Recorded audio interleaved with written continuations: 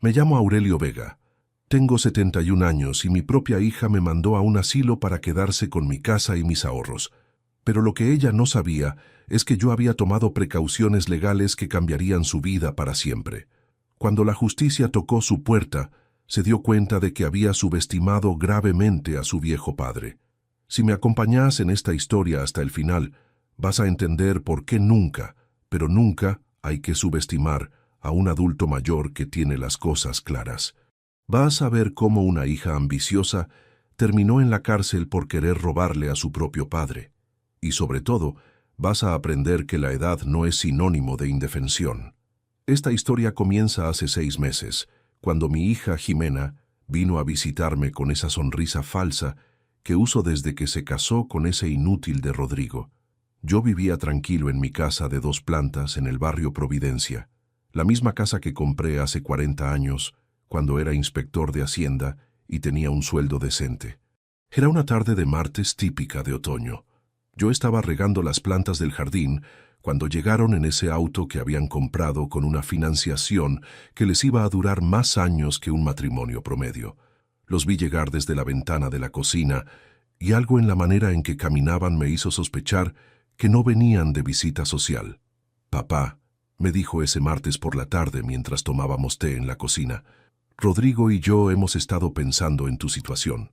Ya no eres joven, vives solo en esta casa tan grande y francamente nos preocupa tu salud». No era cierto que viviera solo. Tenía a doña Remedios, mi empleada doméstica de 60 años, que venía todos los días desde hacía 15 años. Una mujer trabajadora y honesta que conocía cada rincón de mi casa mejor que yo mismo. Además de doña Remedios, tenía mis rutinas perfectamente organizadas. Los lunes y miércoles iba al centro médico para mis controles de rutina. Los martes y jueves visitaba a mi hermano Tomás, que vivía a unas cuadras. Los viernes jugaba dominó en el club de jubilados. Los sábados hacía las compras grandes en el supermercado. Los domingos leía el diario completo desde la primera hasta la última página. También tenía mis vecinos, gente buena que me conocía desde hacía décadas. La señora Aguirre de al lado, que siempre me traía empanadas cuando cocinaba de más. Don Esteban de enfrente, que me ayudaba con las reparaciones menores de la casa. La familia Contreras de la esquina, que siempre me invitaba a los asados familiares. No estaba solo, ni mucho menos. «Papá», me dijo ese martes por la tarde mientras tomábamos té en la cocina, «Rodrigo y yo hemos estado pensando en tu situación. Ya no eres joven, vives solo en esta casa tan grande y francamente nos preocupa tu salud». No era cierto que viviera solo. Tenía a doña Remedios, mi empleada doméstica de 60 años que venía todos los días desde hacía 15 años. Tenía a mis vecinos, tenía mis rutinas, tenía mi vida perfectamente organizada. ¿Mi situación?, le pregunté mirándola fijamente a los ojos. «¿Cuál situación? Yo estoy perfectamente bien, Jimena. Duermo bien, como bien, manejo mi auto, pago mis cuentas, leo mis libros. ¿Qué situación problemática ves vos?». La miré detenidamente mientras formulaba su respuesta. Jimena tenía 38 años, era contadora pública y trabajaba en una empresa mediana del centro. Siempre había sido ambiciosa, incluso desde chica. Cuando tenía 10 años, ya estaba calculando cuánto dinero necesitaba para comprarse las zapatillas que quería. Cuando tenía 15, ya sabía exactamente qué carrera iba a estudiar y en qué universidad. Cuando tenía 25, ya tenía un plan de 5 años para su vida profesional. Esa ambición me había parecido admirable cuando era joven. Me gustaba ver que mi hija tenía objetivos claros y trabajaba para conseguirlos, pero ahora sentado frente a ella en mi propia cocina, empezaba a entender que esa ambición podía tener un lado muy oscuro. «Papá, no te enojes», me respondió con esa voz condescendiente que usaba cuando quería manipularme. «Es solo que pensamos que estarías mejor cuidado en un lugar especializado. Conocemos un hogar geriátrico muy lindo, con enfermeras, con actividades, con gente de tu edad. Un hogar geriátrico». Así le decía a lo que en realidad era un asilo, como si cambiarle el nombre fuera a cambiar la realidad de lo que me estaba proponiendo. Era la misma estrategia que usaba en su trabajo cuando tenía que presentar malas noticias a los clientes. Envolvía las cosas feas con palabras bonitas. Mira, Jimena, le dije lo más calmado que pude. Yo no necesito que me cuiden en ningún lugar especializado. Estoy perfectamente bien acá en mi casa. Tengo mi rutina, tengo mis amigos, tengo mi vida organizada. No veo ninguna razón para cambiar nada. Pero papá, siguió insistiendo mientras sacaba unos folletos de su cartera, ¿qué pasa si te caes en la ducha? ¿Qué pasa si te da un infarto en la madrugada? ¿Quién te va a ayudar? Los folletos mostraban fotos de un edificio moderno con jardines y salas elegantes. Todo muy lindo, todo muy caro. Tengo teléfono, Jimena, tengo vecinos, tengo a doña Remedios que viene todos los días. No estoy abandonado en una isla desierta. Además, tengo 71 años, no 91 años. Mi cabeza funciona perfectamente y mi cuerpo también está bien para mi edad. Rodrigo, que hasta ese momento había estado callado mirando su teléfono, decidió meterse en la conversación. Don Aurelio, con todo respeto, pero a veces las personas mayores no se dan cuenta cuando necesitan ayuda. Es mejor prevenir que lamentar. Rodrigo tenía 35 años y trabajaba como vendedor de seguros. Era uno de esos hombres que hablan mucho y dicen poco. Siempre había tenido la costumbre de explicarme cosas obvias como si yo fuera un niño de 5 años. Era el tipo de persona que te explica cómo funciona un semáforo mientras esperas para cruzar la calle. «Papá, no te enojes», me respondió con esa voz condescendiente que usaba cuando quería manipularme. «Es solo que pensamos que estarías mejor cuidado en un lugar especializado. Conocemos un hogar geriátrico muy lindo, con enfermeras, con actividades, con gente de tu edad. Un hogar geriátrico». Así le decía a lo que en realidad era un asilo, como si cambiarle el nombre fuera a cambiar la realidad de lo que me estaba proponiendo. «Mira, Jimena», le dije lo más calmado que pude, «yo no necesito que me cuiden en ningún lugar especializado. Estoy perfectamente bien acá en mi casa». «Pero, papá», siguió insistiendo, «¿qué pasa si te caes en la ducha? ¿Qué pasa si te da un infarto en la madrugada? ¿Quién te va a ayudar? Tengo teléfono, Jimena. Tengo vecinos. Tengo a doña Remedios que viene todos los días. No estoy abandonado en una isla desierta». La conversación siguió por más de una hora. Cada vez que yo le daba una razón de por qué estaba bien viviendo en mi casa, ella me daba 2 razones de por qué debería irme a un asilo. Hasta que se cansó de dar vueltas y me dijo la verdad. «Además, papá, Rodrigo y yo necesitamos más espacio. Estamos pensando en tener otro bebé y nuestro departamento se nos quedó chico. Esta casa sería perfecta para nosotros». Ahí estaba la verdadera razón. No les preocupaba mi salud ni mi seguridad. Querían mi casa, una casa de 180 metros cuadrados en uno de los mejores barrios de la ciudad. Una casa que yo había pagado con el sudor de 40 años de trabajo. «Entiendo que necesiten más espacio», le dije, «pero mi casa no está en venta. Si quieren una casa más grande, compren una casa más grande. Yo no me voy a ningún asilo. Papá, no seas egoísta. Tú ya viviste tu vida. Nosotros recién estamos empezando. Los jóvenes necesitan oportunidades.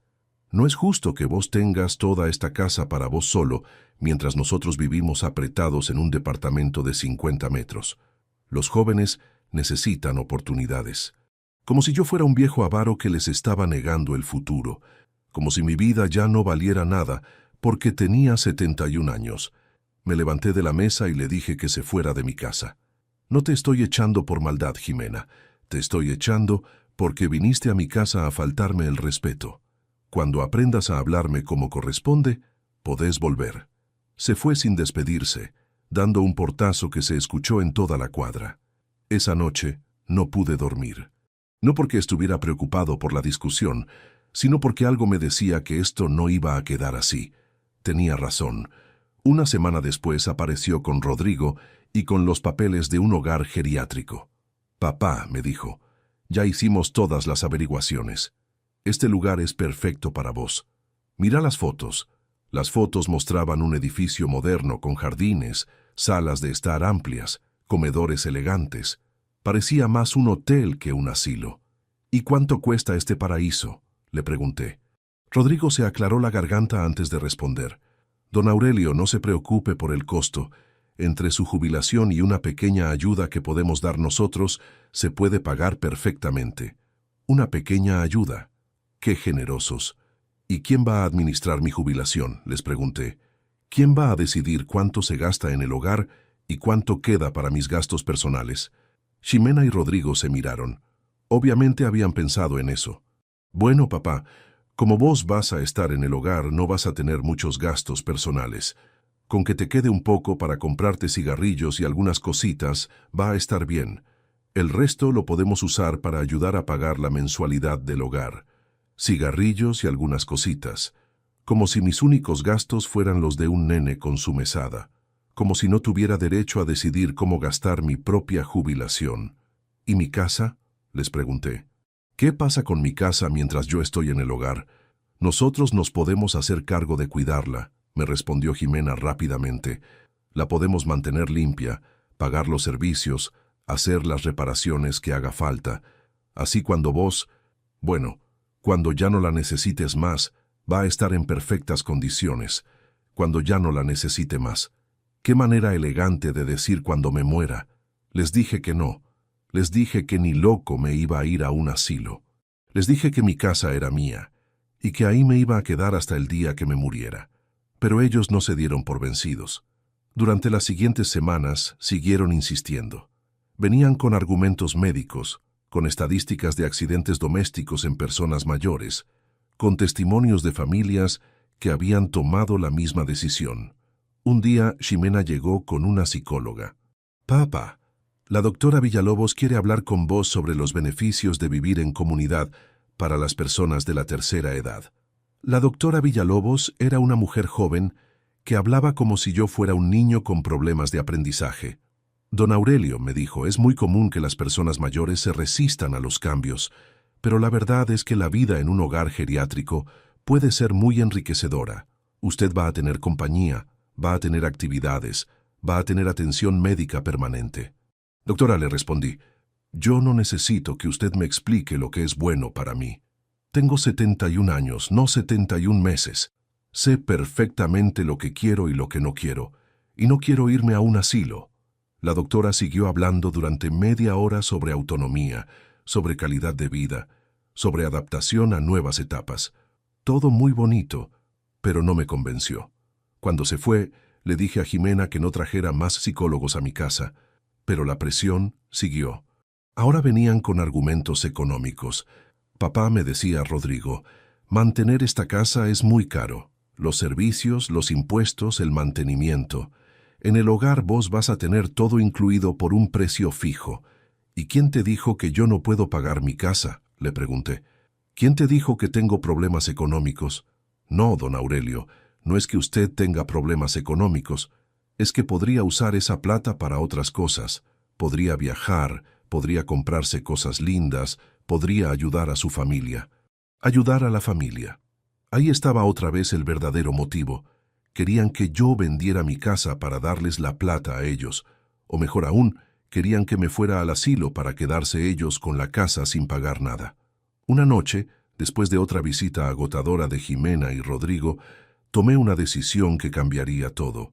Llamé a mi abogado, el doctor Santander, un hombre serio que había manejado mis asuntos legales durante los últimos 20 años. «Doctor», le dije, «necesito protegerme de mi propia familia. Necesito asegurarme de que nadie pueda obligarme a irme de mi casa ni apropiarse de mis bienes sin mi consentimiento». El doctor Santander me escuchó con atención. «Don Aurelio», me dijo, «hay varias medidas legales que podemos tomar. Podemos hacer un poder restringido, podemos establecer un fideicomiso, podemos redactar un testamento muy específico. También podemos dejar constancia notarial de que usted está en pleno uso de sus facultades mentales. Hagamos todo eso, doctor. Quiero que quede claro que yo estoy perfectamente cuerdo, que nadie me está obligando a tomar estas decisiones y que cualquier intento de internarme contra mi voluntad va a tener consecuencias legales graves». Durante los siguientes días, el doctor Santander y yo trabajamos en todos los documentos. Hicimos una evaluación psicológica completa que demostró que yo estaba en perfecto estado mental. Hicimos un poder que solo se activaba en caso de que yo quedara incapacitado por una enfermedad grave, certificada por 2 médicos independientes. Pero lo más importante fue lo que hicimos con la casa. Establecimos un fideicomiso que garantizaba que yo podía vivir en mi casa hasta el día de mi muerte, independientemente de lo que pasara con mi salud o mis finanzas. También establecimos que cualquier intento de sacarme de la casa contra mi voluntad sería considerado una violación de mis derechos y tendría consecuencias penales. Además, redactamos un testamento muy claro. Si yo moría viviendo tranquilo en mi casa, Ximena heredaría todo. Pero si yo moría en un asilo o en cualquier lugar que no fuera mi casa, toda mi herencia se iba a ir a obras de caridad. Ximena no iba a recibir ni un peso. ¿Está seguro de esta decisión, don Aurelio?, me preguntó el doctor Santander. Es una medida muy drástica. Estoy seguro, doctor. Si mi hija me respeta y me deja vivir tranquilo en mi casa, va a heredar todo cuando yo me muera. Pero si me falta el respeto y me obliga a irme de mi casa, no va a recibir nada. Guardé todos los documentos en una caja fuerte y le di una copia al doctor Santander. También le di una copia a mi hermano Tomás, que vivía en otra ciudad, pero que siempre había sido una persona de confianza. Les dije que si alguna vez intentaban internarme contra mi voluntad, activaran inmediatamente todas las medidas legales. Mientras tanto, Ximena y Rodrigo seguían con su campaña de convencimiento, pero ahora habían cambiado de estrategia. En lugar de insistir con argumentos médicos o económicos, empezaron a usar la manipulación emocional. «Papá», me decía Ximena con lágrimas en los ojos, «nosotros te amamos mucho y solo queremos lo mejor para vos. ¿No entendés que nos duele verte tan solo, tan aislado? Queremos que seas feliz. No estoy solo ni aislado, Ximena. Tengo mis amigos, tengo mis rutinas, tengo mi vida. Lo que me va a hacer infeliz es que me saquen de mi casa contra mi voluntad. Pero papá, los viejos a veces no se dan cuenta de que necesitan ayuda. A veces toman decisiones que no son las mejores para ellos. Nosotros como familia tenemos la responsabilidad de cuidarte». «¿Los viejos?», le pregunté. «¿Desde cuándo soy los viejos? ¿Desde cuándo perdí el derecho a tomar mis propias decisiones? Tengo 71 años, no 101 años. Mi mente funciona perfectamente». Una tarde, mientras yo estaba durmiendo la siesta, llegaron a mi casa con un médico. Era un hombre mayor que se presentó como el doctor Herrera, especialista en geriatría. Ximena le había dicho que yo estaba mostrando signos de demencia senil. «Don Aurelio», me dijo el doctor después de hacerme algunas preguntas básicas, «su hija está preocupada por algunos cambios que ha notado en su comportamiento. ¿Es cierto que a veces se olvida de las cosas? ¿Es cierto que se confunde con las fechas?» «Doctor», le respondí, «mi memoria funciona perfectamente. Recuerdo el nombre de todos mis compañeros de trabajo de hace 30 años. Recuerdo la fecha exacta en que compré esta casa. Recuerdo el día que nació mi hija. Lo único que se me olvida a veces es por qué mi propia familia me trata como si fuera un estorbo». El doctor me hizo más preguntas. Me pidió que le dijera qué día era, cómo se llamaba el presidente, qué había desayunado esa mañana. Respondí todo correctamente. Al final, tuvo que admitir que yo estaba en perfecto estado mental. «Su padre está completamente lúcido», le dijo a Ximena. «No hay ningún signo de deterioro cognitivo. No entiendo por qué pensó que tenía demencia». Ximena se puso colorada. Le había mentido al médico para tratar de conseguir un certificado que dijera que yo estaba loco. Después de que se fueron, llamé al doctor Santander. «Doctor», le dije, «ya empezaron a moverse. Trajeron un médico para tratar de certificar que estoy demente. Afortunadamente, el médico es honesto y no se prestó al juego». «Don Aurelio», me dijo el doctor, «creo que es hora de que activemos algunas de las medidas preventivas. Voy a enviar una carta documento a su hija informándole que cualquier intento de internarlo contra su voluntad tendrá consecuencias legales graves». La carta llegó 3 días después. Ximena vino a mi casa furiosa. «Papá, ¿cómo pudiste mandar una carta documento a tu propia hija? ¿Cómo pudiste amenazarme con la justicia?» «No te amenacé, Ximena. Te informé. Te informé que tengo derechos y que no me los van a pisar. Te informé que no soy un objeto que se puede mover de lugar cuando molesta. Pero papá, nosotros solo queremos ayudarte. Solo queremos que estés bien cuidado. Si me quisieran ayudar, me respetarían. Si me quisieran ayudar, me dejarían vivir tranquilo en mi casa. Lo que ustedes quieren no es ayudarme, es apropiarse de mi casa y de mi plata. Jimena se fue llorando, pero yo sabía que no se iba a dar por vencida, y tenía razón. Una semana después pasó algo que nunca me imaginé que podía pasar. Llegaron a mi casa con una ambulancia. «Papá», me dijo Jimena, «el doctor dice que tenés que ir al hospital para hacerte algunos estudios. Solo van a ser unos días». Era mentira. No había ningún doctor que hubiera dicho eso. Era una ambulancia privada que ellos habían contratado para llevarme directo al asilo. «No me voy a ningún lado», les dije. «No hay ningún doctor que me haya mandado a hacer estudios. Esto es un secuestro». Los paramédicos me miraron confundidos. Les habían dicho que yo era un viejo demente, que se resistía al tratamiento médico. «Don Aurelio», me dijo uno de los paramédicos, «sus familiares nos dijeron que usted tiene una cita médica urgente». «No tengo ninguna cita médica», le respondí, «y si la tuviera iría en mi auto, no en una ambulancia. Estos son mis documentos, esta es mi casa, y nadie me va a sacar de acá contra mi voluntad». Saqué los papeles que había firmado con el doctor Santander y se los mostré a los paramédicos. Cuando leyeron que cualquier intento de sacarme de mi casa contra mi voluntad era ilegal, se negaron a llevarme. Le dijeron a Jimena que ellos no se iban a hacer responsables de un secuestro. Jimena estaba furiosa. Empezó a gritarme en medio de la calle, delante de todos los vecinos. «Papá, vos estás loco. No podés vivir solo. Te vas a morir acá adentro y nadie se va a dar cuenta». La señora Aguirre, mi vecina de al lado, salió de su casa. «Don Aurelio», le preguntó, «¿está todo bien? ¿Necesita que llame a la policía?» «No, señora Aguirre», le respondí. «Solo es mi hija que quiere internarme en un asilo para quedarse con mi casa». Los paramédicos se fueron sin llevarme. Jimena y Rodrigo también se fueron, pero yo sabía que esto no había terminado. Esa misma noche llamé al doctor Santander para contarle lo que había pasado.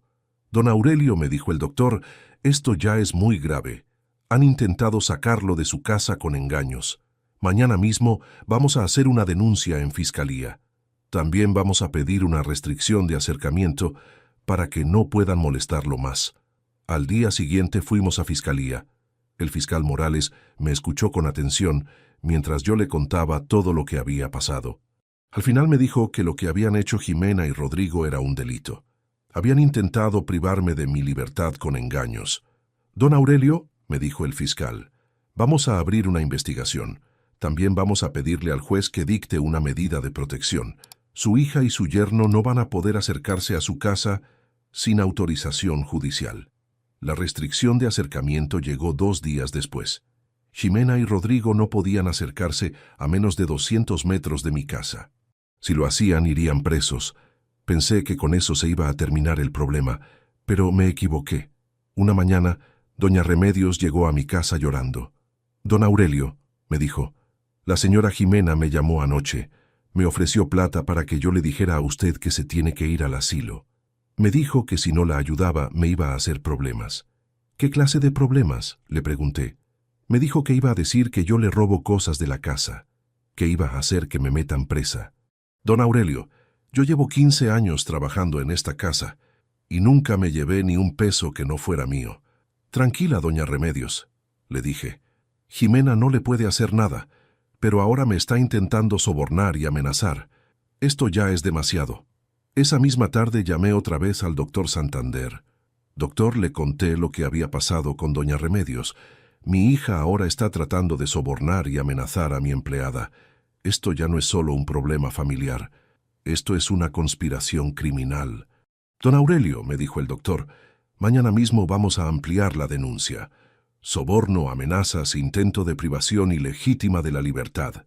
Su hija se está metiendo en problemas legales muy serios». Pero antes de que pudiéramos ampliar la denuncia, pasó algo que cambió todo. Un viernes por la mañana, mientras yo estaba leyendo el diario en el jardín, llegó un auto de la policía. Se bajaron 2 oficiales y tocaron el timbre. «Buenos días, don Aurelio», me dijo uno de los policías. «Somos de la Unidad de Delitos Económicos. Tenemos una orden judicial para revisar su casa. Estamos investigando una denuncia por estafa y apropiación indebida». «¿Estafa?», les pregunté. «¿Quién me denunció por estafa?» «Su hija, don Aurelio. Dice que usted ha estado falsificando documentos, que ha estado mintiendo sobre su estado mental y que ha estado manipulando a un abogado para cambiar su testamento de manera fraudulenta. No podía creer lo que estaba escuchando. Jimena me había denunciado por estafa para tratar de anular todos los documentos que había firmado con el doctor Santander. Era su última carta para tratar de apropiarse de mi casa. Oficiales, les dije, yo no he estafado a nadie. Todos los documentos que firmé están perfectamente legales. Pueden hablar con mi abogado, pueden hablar con mi médico, pueden hablar con mis vecinos. Todos les van a confirmar que yo estoy perfectamente cuerdo. Los policías revisaron toda la casa. Revisaron mis documentos, mis papeles, mis contratos. Hablaron con doña Remedios. Hablaron con mis vecinos. Hablaron por teléfono con el doctor Santander. Después de 3 horas de investigación, llegaron a la conclusión de que la denuncia era falsa. Don Aurelio, me dijo el oficial antes de irse, la denuncia de su hija no tiene ningún fundamento. Todos los documentos están en orden y todas las personas con las que hablamos confirman que usted está en perfecto estado mental. Lo que sí es grave es que su hija haya hecho una denuncia falsa. Esa tarde sonó el teléfono. Era el fiscal Morales. Don Aurelio, me dijo, tenemos novedades sobre su caso. Su hija acaba de cometer otro delito. Hacer una denuncia falsa es un delito penal. Además, hemos estado investigando sus finanzas y encontramos algo muy interesante. ¿Qué encontraron?, le pregunté. Encontramos que su hija y su yerno han estado haciendo averiguaciones sobre el valor de su casa. Han ido a varias inmobiliarias preguntando cuánto vale su propiedad. También han estado averiguando sobre préstamos hipotecarios. ¿Préstamos hipotecarios?, pregunté sorprendido. Sí, don Aurelio. Al parecer, su hija estaba planeando apropiarse de su casa y después hipotecarla para conseguir dinero. Tenemos las grabaciones de las conversaciones que tuvo en el banco. No podía creer lo que estaba escuchando. Mi propia hija no solo quería echarme de mi casa, sino que además planeaba hipotecarla para conseguir plata. Era una conspiración criminal mucho más grande de lo que yo había pensado. Don Aurelio, siguió el fiscal, mañana vamos a allanar la casa de su hija.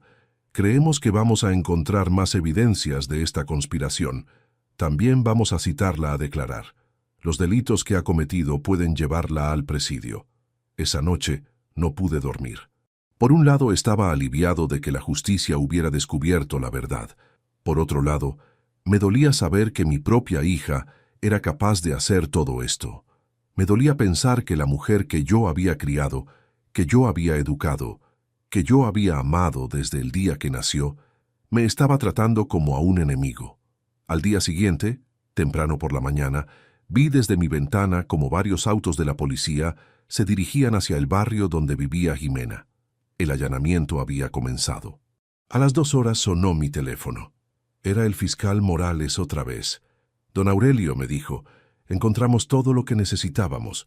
Su hija tenía en su casa documentos falsificados con su firma, tenía cotizaciones de inmobiliarias, tenía información sobre préstamos hipotecarios y tenía un plan detallado para apropiarse de sus bienes. ¿Un plan detallado?, pregunté. Sí, don Aurelio. Tenían todo calculado. ¿Cuánto valía su casa? ¿Cuánto podían conseguir hipotecándola? ¿Cómo iban a dividirse el dinero? También tenían contactos en clínicas psiquiátricas para conseguir certificados falsos de demencia senil. Me quedé en silencio.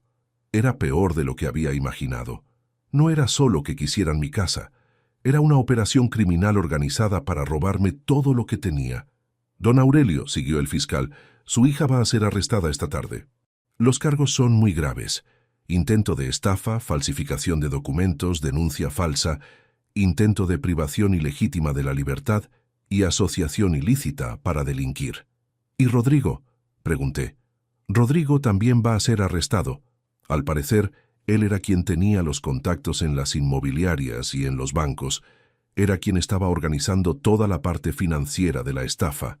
Esa tarde, mientras tomaba té en mi jardín, vi pasar el auto de la policía que llevaba a Ximena arrestada. Por un momento, nuestros ojos se cruzaron a través de la ventanilla del auto. Vi que estaba llorando.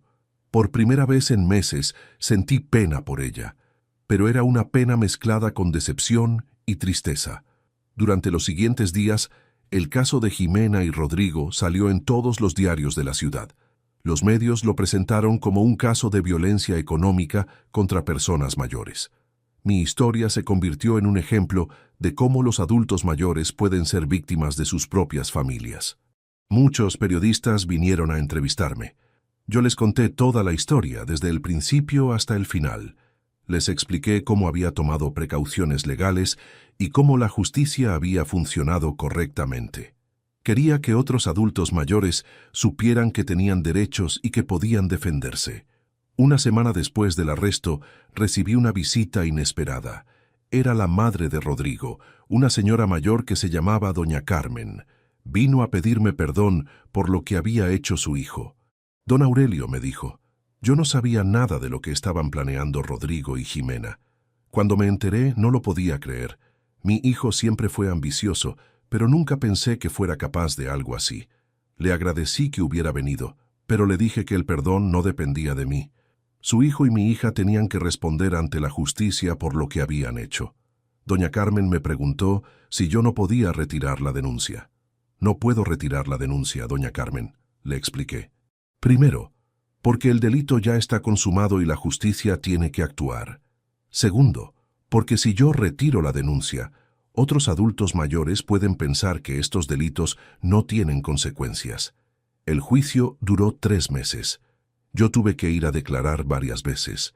Fue difícil hablar en público sobre lo que me había hecho mi propia hija, pero sabía que era necesario. El doctor Santander también declaró. Doña Remedios también declaró. Los vecinos también declararon. Las pruebas contra Jimena y Rodrigo eran abrumadoras. Los documentos falsificados, las grabaciones del banco, los mensajes de texto donde planeaban apropiarse de mi casa. El fiscal pidió 5 años de prisión para cada uno. El día de la sentencia, el juez fue muy claro. Este es un caso grave de violencia económica contra un adulto mayor, dijo. Los acusados planearon de manera sistemática apropiarse de los bienes de don Aurelio, utilizando engaños, amenazas y falsificación de documentos. Jimena fue condenada a 4 años de prisión efectiva. Rodrigo fue condenado a 3 años de prisión efectiva. Además, tuvieron que pagar una multa y una indemnización por daños y perjuicios. El juez también estableció que no podían acercarse a mí durante los próximos 10 años. Cuando salimos del juzgado, los periodistas me preguntaron cómo me sentía con la sentencia. Les dije que me sentía triste, pero aliviado. Triste porque mi propia hija había terminado en la cárcel. Aliviado porque la justicia había funcionado y otros adultos mayores podrían sentirse protegidos. Hace 2 meses que terminó el juicio. Jimena está en la cárcel de mujeres. Rodrigo está en la cárcel de hombres. A veces pienso en ir a visitarla, pero después recuerdo todo lo que me hizo y se me pasan las ganas. Mi hermano Tomás vino desde su ciudad para acompañarme durante el juicio. Se quedó unos días en mi casa después de la sentencia. Una noche, mientras tomábamos vino en el jardín, me preguntó si no me arrepentía de haber denunciado a Jimena. Tomás, le dije, si yo no hubiera denunciado a Jimena, ahora estaría en un asilo, mi casa estaría hipotecada y mi hija se habría salido con la suya. A veces el amor de padre tiene que ser amor duro. ¿Pero no te duele que esté en la cárcel?, me preguntó Tomás. Claro que me duele, hermano. Me duele más de lo que te podés imaginar. Pero me duele menos que saber que mi propia hija me veía como un obstáculo que había que quitar de en medio. La vida siguió. Doña Remedios siguió viniendo todos los días. Mis vecinos siguieron siendo amables y respetuosos. Mis amigos del club siguieron invitándome a jugar dominó los sábados. La única diferencia es que ahora vivía en paz, sin la presión constante de que alguien me quería sacar de mi casa. Un día, mientras leía el diario en el jardín, tocaron el timbre.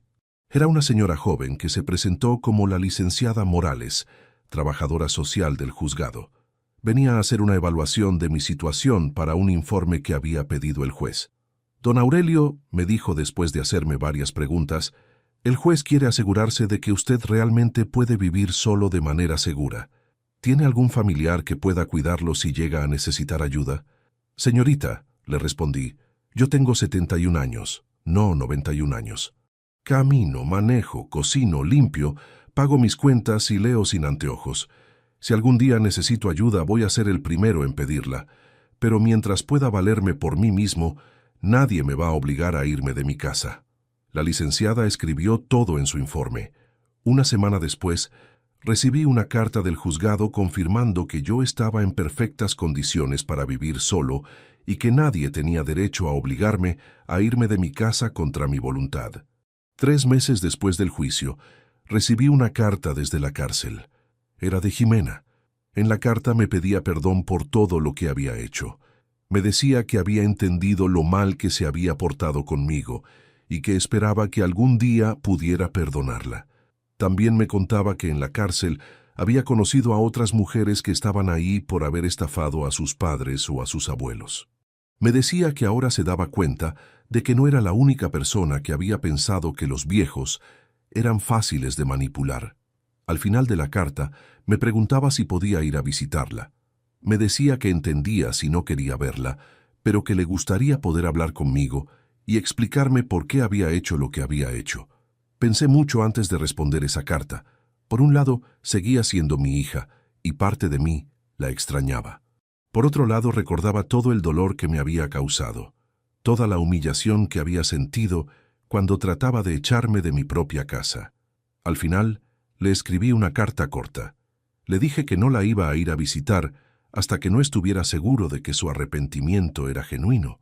Le dije que cuando saliera de la cárcel, si realmente había cambiado, podríamos intentar reconstruir nuestra relación, pero que esta vez iba a ser bajo mis condiciones. Hace un mes, el doctor Santander me contó que había recibido consultas de varios adultos mayores que habían visto mi caso en los diarios. Personas que estaban pasando por situaciones similares con sus hijos o nietos que querían apropiarse de sus casas o sus ahorros. Don Aurelio, me dijo el doctor, su caso se ha convertido en un precedente legal muy importante. Ahora otros adultos mayores saben que tienen derechos y que se pueden defender. Usted les ha dado esperanza. Me alegra saber que mi historia puede ayudar a otras personas, doctor, pero me da tristeza saber que hay tantos hijos y nietos que ven a sus padres y abuelos como obstáculos en lugar de verlos como personas que merecen respeto. El año pasado, el gobierno creó una nueva ley de protección a adultos mayores. La llamaron Ley Aurelio en honor a mi caso. La ley establece penas más severas para quienes cometan delitos económicos contra personas mayores y crea mecanismos de protección más efectivos. Cuando me enteré de que la ley llevaba mi nombre, sentí una mezcla de orgullo y tristeza. Orgullo porque mi caso había servido para proteger a otros adultos mayores. Tristeza porque había sido necesario que mi propia hija me traicionara para que el país se diera cuenta de que este era un problema grave. La semana pasada recibí otra carta de Jimena. Esta vez la carta era diferente. No me pedía perdón, ni me pedía que la visitara. Me contaba que había empezado a estudiar Derecho en la cárcel y que quería especializarse en defensa de adultos mayores. Me decía que había entendido que la mejor manera de reparar el daño que me había hecho era ayudando a otros adultos mayores que estuvieran pasando por lo mismo que yo había pasado. Me decía que cuando saliera de la cárcel quería dedicar su vida a luchar contra la violencia económica hacia personas mayores. Esta carta me hizo pensar, tal vez Jimena realmente había cambiado. Tal vez había entendido la gravedad de lo que había hecho. Tal vez había encontrado una manera de convertir su error en algo positivo. Anoche, mientras cenaba solo en mi comedor, me puse a pensar en todo lo que había pasado, en cómo había empezado esta historia con mi hija, tratando de echarme de mi casa, y cómo había terminado con ella en la cárcel estudiando para defender a adultos mayores. La vida es extraña. A veces las cosas más terribles que nos pasan terminan convirtiéndose en las cosas más importantes que hacemos. Si Jimena no me hubiera traicionado, yo nunca habría tomado las precauciones legales que terminaron protegiendo no solo a mí, sino a miles de adultos mayores en todo el país. Doña Remedios me preguntó el otro día si extrañaba a Jimena. Le dije que extrañaba a la Jimena que era antes de casarse, a la Jimena que me visitaba los domingos y me contaba de su trabajo. Pero no extrañaba a la Ximena que quería meterme en un asilo para robarme la casa. ¿Y si ella cambia de verdad, don Aurelio?, me preguntó doña Remedios. ¿Le va a dar otra oportunidad? Le dije que el tiempo lo diría, que las personas pueden cambiar, pero que el cambio verdadero se demuestra con hechos, no con palabras. El mes que viene se cumple 1 año desde que empezó toda esta historia, 1 año desde que Ximena vino a mi casa con la propuesta de mandarme al asilo. 1 año desde que empecé a tomar las precauciones que terminaron salvándome de una estafa millonaria. He aprendido muchas cosas en este año. He aprendido que la familia no siempre es sinónimo de respeto. He aprendido que los adultos mayores tenemos que defendernos activamente de quienes nos quieren aprovechar. He aprendido que la justicia funciona cuando uno la busca con pruebas y con paciencia. Pero sobre todo, he aprendido que nunca es demasiado tarde para defender la dignidad. Que no importa la edad que tengamos, tenemos derecho a vivir en paz, a tomar nuestras propias decisiones y a que nos respeten. Ayer vi en las noticias que arrestaron a una familia que había estafado a una señora de 80 años. La habían convencido de vender su casa para irse a un hogar de ancianos y después se habían robado toda la plata. Pero la diferencia es que ahora, gracias a la nueva ley, van a ir presos por mucho más tiempo. Cada vez que veo una noticia así, pienso en todas las personas mayores que están sufriendo lo mismo que yo sufrí. Pienso en todos los hijos y nietos que ven a sus padres y abuelos como cajeros automáticos en lugar de verlos como personas. Por eso decidí contar mi historia completa, para que otros adultos mayores sepan que pueden defenderse, para que sepan que tienen derechos, para que sepan que la edad no es una excusa para que los traten mal. También quiero que los hijos y nietos que están pensando en hacer algo parecido a lo que hizo Ximena, sepan que las consecuencias son reales, que la justicia existe, que los adultos mayores ya no estamos indefensos. Mi casa sigue siendo mi casa, mi dinero sigue siendo mi dinero, mis decisiones siguen siendo mis decisiones, y así va a seguir siendo hasta el día que me muera, porque la dignidad no tiene fecha de vencimiento. Si alguna vez alguien trata de echarte de tu casa, de apropiarse de tus bienes, o de obligarte a tomar decisiones que no querés tomar, recordá mi historia. Recordá que tenés derechos. Recordá que podés defenderte. Y recordá que nunca, nunca es demasiado tarde para luchar por tu dignidad. Ximena sale de la cárcel el año que viene. No sé si voy a ir a buscarla. No sé si vamos a poder reconstruir nuestra relación. Pero sí sé una cosa. Si quiere volver a ser mi hija, va a tener que ganárselo. Va a tener que demostrar que realmente cambió. Y va a tener que entender que el respeto hacia los padres no es opcional. Mientras tanto, yo sigo viviendo tranquilo en mi casa, rodeado de gente que me quiere y me respeta. Sigo jugando dominó los sábados, sigo leyendo mis libros, sigo cuidando mi jardín, sigo siendo dueño de mi vida. Y vos que me escuchaste hasta acá, vos que me acompañaste en esta historia tan dolorosa, quiero que sepas algo importante. No importa la edad que tengas, no importa quién seas, nadie tiene derecho a faltarte el respeto. Nadie tiene derecho a obligarte a hacer algo que no querés hacer. Nadie tiene derecho a apropiarse de lo que es tuyo. Si alguna vez te encontrás en una situación parecida a la mía, no te quedes callado. Busca ayuda. Busca un abogado. Haz las denuncias que tengas que hacer. Defende tu dignidad con todas las herramientas que tengas a tu alcance. Porque al final del día, lo único que realmente tenemos es nuestra dignidad. Y esa dignidad hay que defenderla hasta el último día de nuestra vida. Contame desde qué ciudad me estás escuchando y contame si esta historia te ayudó a entender que los adultos mayores también tenemos derechos. Porque cuando la justicia toca a tu puerta, más vale que estés del lado correcto de la ley.